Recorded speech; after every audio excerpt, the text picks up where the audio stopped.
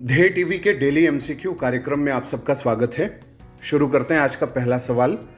वज्र प्रहार 2022 संयुक्त अभ्यास किन दो देशों के बीच शुरू हुआ है? आपके ऑप्शंस हैं ए भारत और फ्रांस, बी भारत और जर्मनी, सी भारत और यूनाइटेड किंगडम या फिर डी भारत और अमेरिका।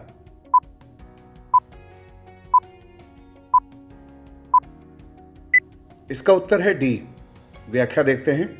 भारत अमेरिका संयुक्त विशेष सैन्य बलों के 13वें संस्करण का अभ्यास वज्र प्रहार 2022 8 अगस्त से special forces training school Bakloh यानी हिमाचल प्रदेश में शुरू हो गया है। इस अभ्यास में दोनों देशों की सेनाएं संयुक्त रूप से पहाड़ी इलाकों में पारंपरिक और गैर पारंपरिक परिदृश्यों में आतंकवाद रोधी अभियानों यानी जो काउंटर टेररिज्म से रिलेटेड अभियान हैं और वायु आधारित अभियानों की एक विशेष श्रृंखला में संयुक्त प्रशिक्षण यानी ज्वाइंट ट्रेनिंग योजना और कार्यान्वयन करेंगे।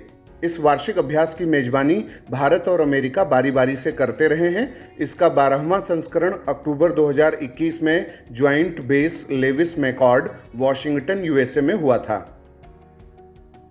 अब बात करते हैं दूसरे सवाल की। विश्व जैव ईंधन दिवस यानी वर्ल्ड बायोफ्यूल डे किस दिन मनाया जाता है? आपके ऑप्शंस हैं ए 10 अगस्त, बी 12 अगस्त, सी 16 अगस्त या फिर डी 20 अगस्त।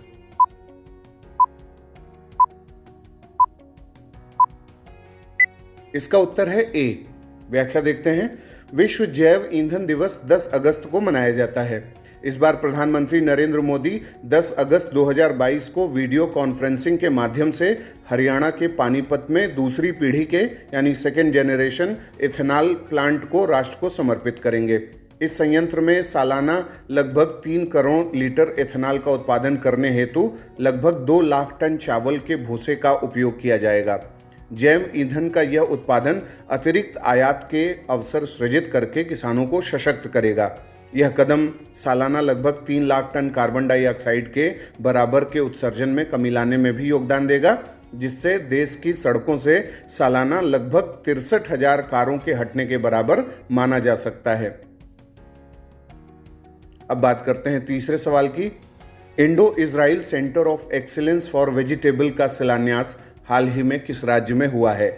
आपके ऑप्शंस हैं ए गुजरात, बी मध्य प्रदेश, सी उत्तर प्रदेश या फिर डी हिमाचल प्रदेश।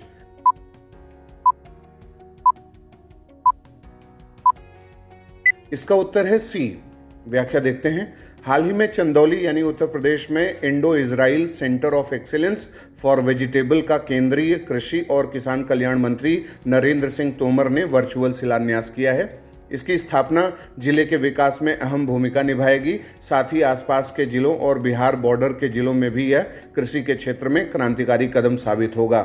भारत इजराइल कार्य योजना के तहत इजराइल द्वारा इजरायली विशेषज्ञों के माध्यम से उत्कृष्टता केंद्र यानी जो सेंटर ऑफ एक्सीलेंस है उसको प्रौद्योगिकी प्रदान की जाती है, जिन्हें प्रदर्शित करने की दृष्टि से अवसंरचना निर्माण के लिए राशि MIDH से उपलब्ध कराई जाती है।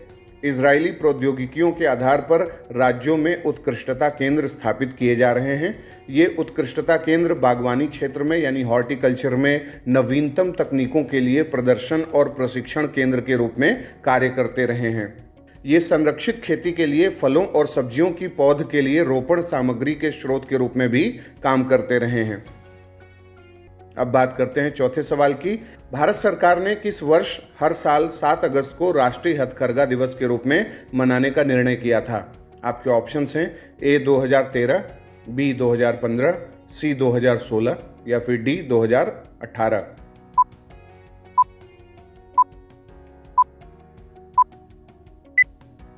इसका उत्तर है बी। व्याख्या देखते हैं। स्वदेशी आंदोलन जिसकी शुरुआत 7 अगस्त 1905 को हुई थी, उसने स्वदेशी उद्योगों और विशेष रूप से हथकरघा बुनकरों को प्रोत्साहित किया था।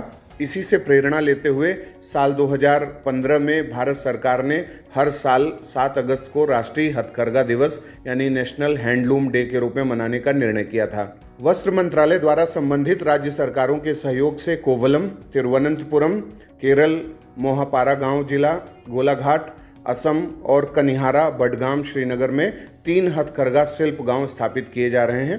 इन स्थानों पर शिल्प गांव स्थापित करने का उद्देश्य घरेलू और अंतर्राष्ट्रीय पर्यटकों को अतिरिक्त आकर्षण प्रदान करना है और इस क्षेत्र के प्रसिद्ध हथकरघा और हस्तशिल्प उत्पादों को बढ़ावा देना है। अब बात करते हैं आज के 5वें और अंतिम सवाल की। पूर्वोत्तर भारत में सामान के परिवहन के लिए किस देश के मोंगला बंदरगाह का इस्तेमाल किए जाने का निर्णय हुआ है? आपके ऑप्शंस हैं ए पाकिस्तान, बी श्रीलंका, सी मालदीव या फिर डी बांग्लादेश।